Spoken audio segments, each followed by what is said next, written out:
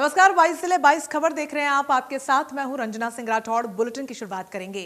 ऐलानाबाद उपचुनाव को लेकर गाइडलाइंस को जारी कर दिया गया है और कोरोना को देखते हुए चुनाव की प्रक्रिया पूरी की जाएगी। नामांकन के लिए प्रत्याशियों के साथ केवल 2 लोगों को अनुमति दी गई है। साथ ही नामांकन के लिए 100 मीटर के दायरे में सिर्फ 2 गाड़ियां होंगी। रोड शो, बाइक रैली या फिर बड़ी रैली पर प्रतिबंध रहेगा। आउटडोर कार्यक्रम में 1000 लोगों को अनुमति होगी। इंडोर कार्यक्रम में 200 लोगों को इजाजत दी गई है, तो वहीं बिना स्टार प्रचारक वाले कार्यक्रम में 500 लोग शामिल हो सकेंगे। इसके साथ ही सीएम, डिप्टी सीएम, मंत्रियों के दौरों के लिए स्पेशल इंतजाम भी किए जाएंगे। जिला निर्वाचन अधिकारी अनीश यादव ने गाइडलाइंस को लेकर जानकारी दी।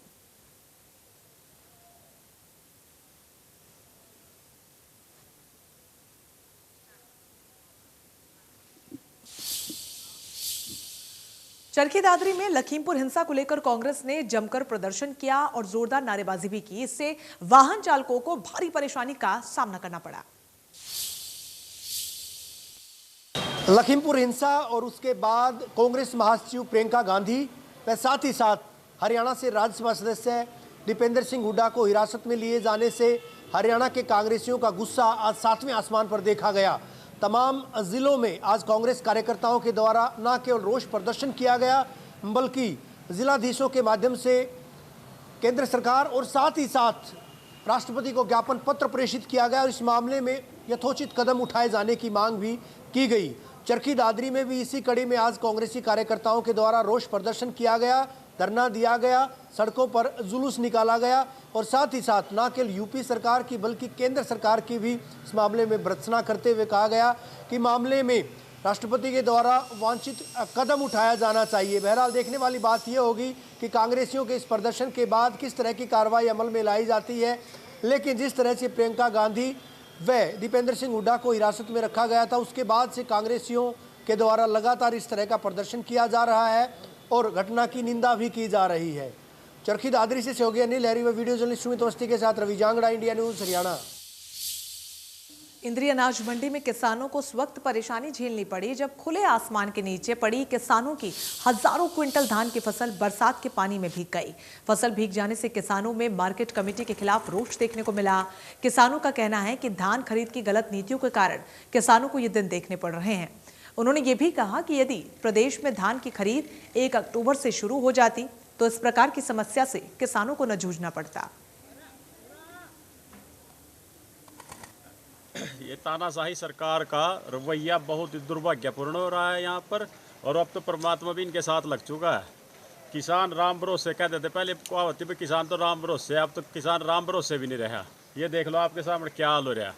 तरपाल की कोई व्यवस्था नहीं किसी आड़ती के पास। सब जमींदार अपने घर से लेके अरे पट्टी पुरानी घेर रहे जैसे भी आ, लेकिन जीरी सारी इस टाइम मंडी में बिकी पड़ी है। कोई डेयरी नहीं बिकी। कल भी सिर्फ 2-4 डेयरी ली सारा दिन में, वो भी 17 मॉइस्चर से नीचे। बताओ 17 मॉइस्चर कहाँ रहेगा इस मौसम में? तब मॉइस्चर आने का ही नहीं 17 बिल्कुल भी। बताओ जमींदार कहाँ मरेगा, क्या करेगा, क्या ना करेगा। 6 महीने की फसल है, अपने बच्चों की तरह पालता है किसान फसल को, और आके ये बुरा हाल होता है। इससे तो ये कहता है किसान बाद में कि बस इससे अच्छा तो अपना घर ही ठीक है, फसल उगाए ही ना। कहाँ कुरुक्षेत्र में पीपली अनाज मंडी में धान बेचने के लिए पहुंचे किसानों का पीला सोना अनाज मंडी में व्यवस्था नहीं होने के चलते बरसात में भीग गया। बारिश में धान के भीगने से धान खराब हो गया। प्रदेश का किसान, व्यापारी, राइस मिलर और केंद्र सरकार के चक्रव्यूह में फंस गया है। परेशान किसानों ने केंद्र सरकार से खराब फसल की भरपाई की गुहार लगाई है। किसानों की धान अब बिकने लायक नहीं रही, जिससे किसानों में भारी रोष है। किसान जसविंदर सिंह ने बताया कि मिलर्स और शेलरों की बदौलत हम बर्बाद हो गए। असली नुकसान के जिम्मेदार मिल मालिक हैं, जिनकी हड़ताल के कारण धान खरीद नहीं हो रही।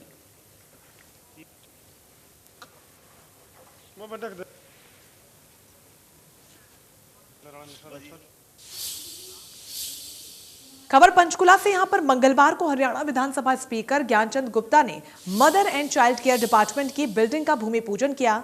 ज्ञानचंद गुप्ता ने कहा कि पंचकुला जनरल अस्पताल परिसर के अंदर बनने वाले 200 बेड के mother and child care department की बिल्डिंग जल्द बनकर तैयार हो जाएगी। इसके लिए अधिकारियों को आदेश भी दिए जा चुके हैं।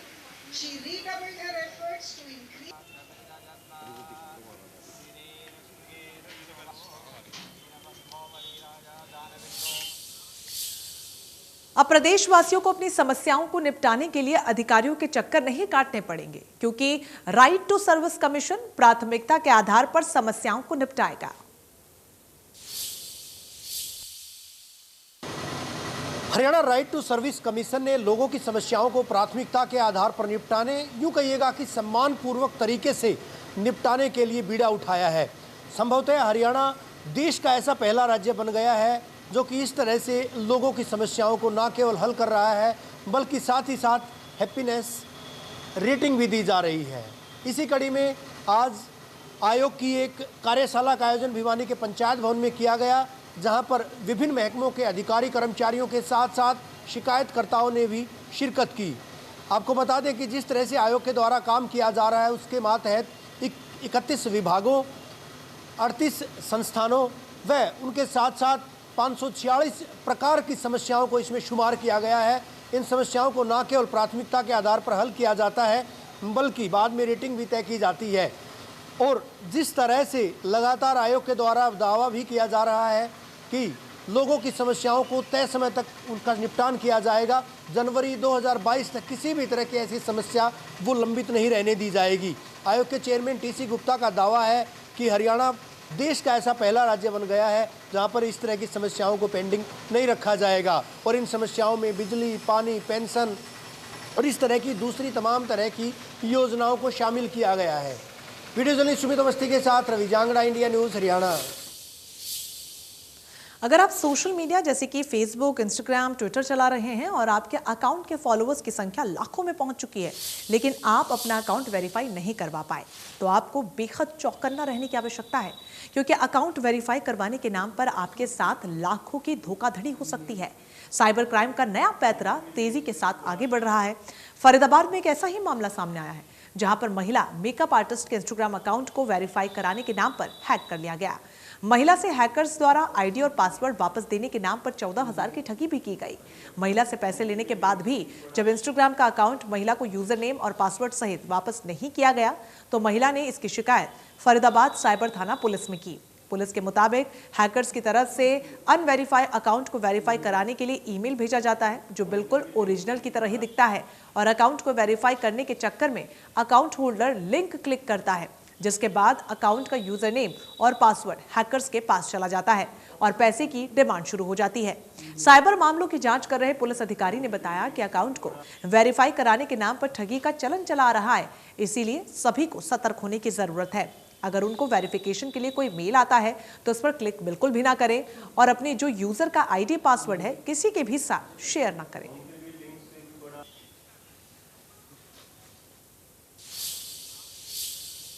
तो वहीं हांसी के घिराए गांव के सरकारी स्कूल से शहीद महावीर सिंह का नाम हटाए जाने के मामले में विरोध कर रहे गांव वालों के आगे प्रशासन को आखिरकार झुकना ही पड़ा। तो वहीं स्कूल के प्रिंसिपल ने भी स्कूल के बाहर धरना दे रहे ग्रामीणों से माफी मांगी, जिसके बाद ग्रामीणों ने अपना धरना खत्म किया। बता दें कि 2001 में शहीद के नाम पर स्कूल बना था। प्रशासन की तरफ से बोर्ड पर दोबारा से शहीद महावीर सिंह का नाम लिखवा दिया गया है।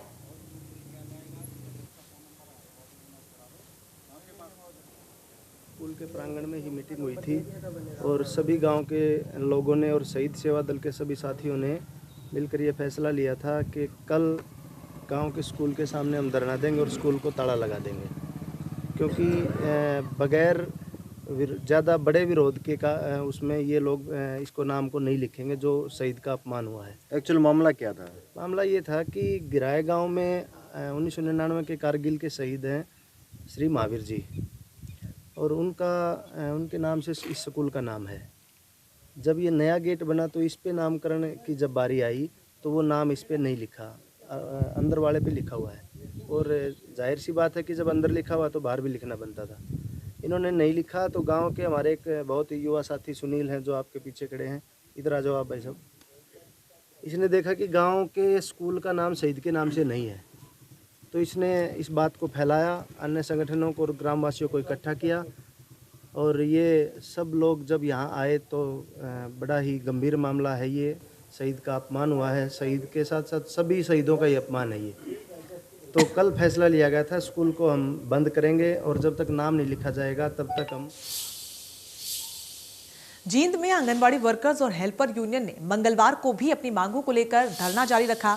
आंगनबाड़ी वर्करों ने मांगों को लेकर ज्ञापन विधायक डॉक्टर कृष्ण मिर्धा को सौंपा है। उनकी मांग है कि आंगनबाड़ी केंद्रों को एनजीओ को न सौंपा जाए। यूनियन के साथ 2018 में किए गए समझौतों को लागू करें, पोषण ट्रप ऐप पर रोक लगाई जाए और सुपरवाइजर के सभी पद वर्कर्स की सीधी भर्ती से भरे जाएं।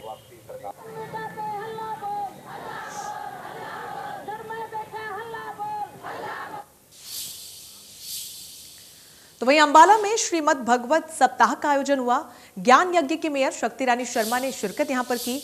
इस मौके पर हरियाणा जनचेतना पार्टी के सभी पार्षद भी मौजूद रहे और अमर कथा ज्ञान यज्ञ में आहुति भी दी।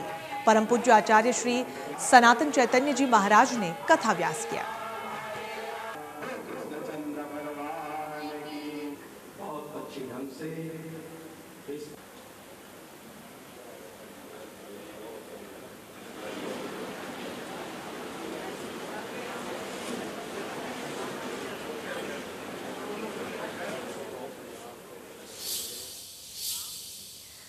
चलिए खबरों में आगे बढ़े, लेकिन उससे पहले नजर डाल लेते हैं इस वक्त की सुर्खियों पर।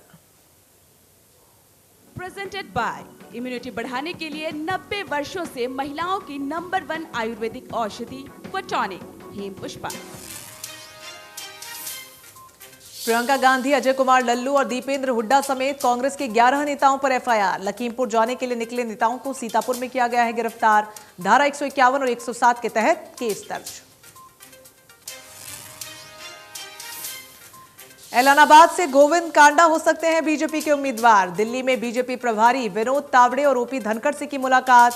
उपचुनाव के लिए बीजेपी नेताओं को दिया आवेदन।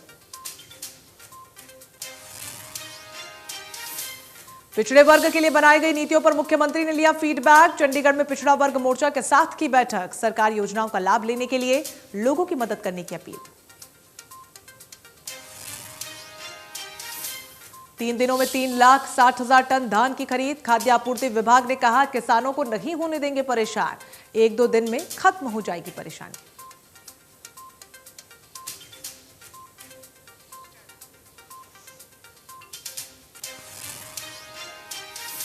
और अब बात पेट्रोल और डीजल की, जहां पर महंगे पेट्रोल और डीजल की मार लगातार जारी है। दिल्ली में पेट्रोल 25 पैसे प्रति लीटर महंगा हुआ, तो वहीं डीजल के दाम में 30 पैसे की बढ़ोतरी दर्ज की गई। हरियाणा में पेट्रोल और डीजल के दाम भी बढ़े हैं, जिसको लेकर प्रदेश के लोगों में खासा रोष है। साइबर सिटी गुरुग्राम में हमारे सहयोगी संजय राठौड़ पहुंचे। यहां पर उन्होंने पेट्रोल और डीजल के दाम बढ़ने का जायजा लिया है। उनकी इस रिपोर्ट को देखिए। एक बार फिर आज डीजल और पेट्रोल के दामों में उछाल देखने को मिली है। पेट्रोल 25 पैसे और जो डीजल है वो 30 पैसे आज फिर बढ़ गया है, क्योंकि गुरुग्राम की मैं बात करूं 100 रुपये 37 पैसे जो पेट्रोल की कीमत है वो हो गई है। तो ऐसे में जो लोग यहाँ पेट्रोल डलवाने आ रहे हैं उनसे मैं ज़रूर बात करना चाहूँगा कि कितना असर इससे पड़ रहा है, क्योंकि दिन प्रतिदिन जो डीजल और पेट्रोल के दाम बढ़ रहे हैं। मैम, सबसे पहले आज एक बार फिर जो डीजल और पेट्रोल के दामों में इजाफा हुआ है, क्या कहना चाहेंगे? देखिए, अभी तक 1 महीने से मैं अपनी गाड़ी ड्राइव कर रही हूँ, जिसमें कि अगर पर डे का पेट्रोल मैं देखूँ तो 380 में मेरी गाड़ी फुल हो रही थी टंकी, लेकिन आज वो 400 पे फुल हुई है। तो आप लगा सकते हो कि रेट कितना हाई जा रहा है। ऐसे लोग सर्वाइव नहीं कर पाएंगे। आप एक महिला भी हैं, डीजल पेट्रोल के दाम बढ़ रहे हैं, तो किचन पे इसका कितना प्रभाव देखने को मिलेगा? बिल्कुल, अब तो गैस के हमारे जो सिलेंडर्स के रेट हैं वो भी इतने हाई जा रहे हैं, लेकिन क्या कर सकते हैं, चूल्हा या लकड़ी काट के तो नहीं कर सकते हैं, क्योंकि प्राइवेट भी बचाना है। या ऐसी हमारी हैबिट भी नहीं रह गई है कि हम चूल्हा जलाएं। गैस पे ही बनाना पड़ेगा, मजबूरी है। चाहे वो 800 का दे, 900 का दे, कल को 1500 का भी कर देंगे तो भी लेना पड़ेगा। लेकिन प्रॉब्लम तो फेस कर ही रहे ना, मर रही हम आम जनता रही है। सरकार से कोई अपील? बिल्कुल यही अपील है कि जितना जल्दी हो सकता है इनको कम करे रेट्स को, ताकि जो मिडिल क्लास मेंबर हैं, लोग हैं, वो मर रहे हैं, दिन पर दिन मर रहे हैं, तो उन्हें थोड़ी सी रिलीफ मिले। मेवात में डेंगू का खतरा लगातार बढ़ता जा रहा है। जिले में 96 डेंगू के केसेस की पुष्टि हुई है। जिले में बुखार से 10 से 11 लोगों की जान जा चुकी है। स्वास्थ्य विभाग की रिपोर्ट के अनुसार मौत की पुष्टि डेंगू बुखार से नहीं हुई। स्वास्थ्य विभाग डेंगू से निपटने के लिए आगामी 5 से 15 अक्टूबर तक जागरूकता अभियान की शुरुआत करने जा रहा है।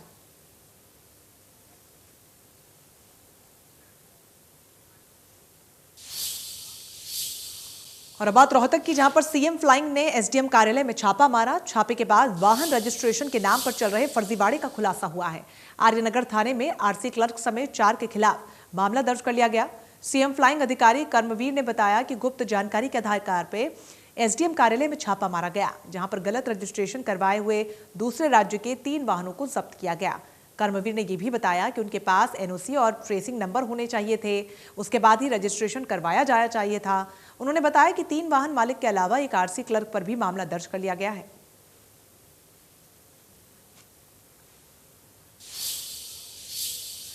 तो वहीं गोहाना की पुरानी सब्जी मंडी के पास देर रात बिजली के शॉर्ट सर्किट से एक फास्ट फूड की दुकान में आग लग गई। दुकान में आग लग जाने से दुकान में रखा गैस का सिलेंडर ब्लास्ट हो गया, जिसके चलते एक जोर का धमाका हुआ और आसपास में रहने वाले लोगों में जब अपने घरों के बाहर आकर देखा तो दुकान धूं कर जल रही थी।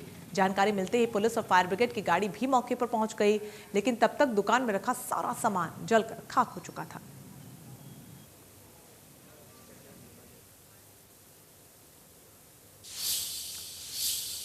टोहाना में समैन गांव के गांव वालों ने national highway 148 B Hisar road पर जाम लगा दिया। बारिश से खराब फसलों की गिरदावरी न होने से गांव वाले परेशान हैं। जाम की जानकारी मिलने पर पुलिस टीम मौके पर पहुंची और ग्रामीणों को समझाने की कोशिश की। ग्रामीण अड़े रहे कि जब तक मांग नहीं मानी जाती तब तक जाम नहीं खोलेंगे। काफी समझाइश के बाद जाम को हटाया गया।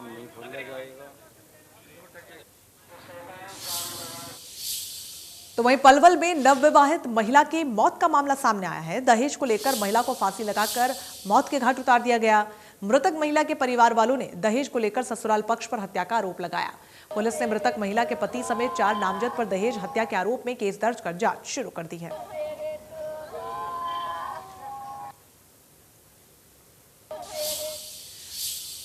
इसी के साथ इस बुलेटिन में बस इतना ही, लेकिन बाकी बड़ी खबरों के लिए बने रहिए हमारे साथ। नमस्कार।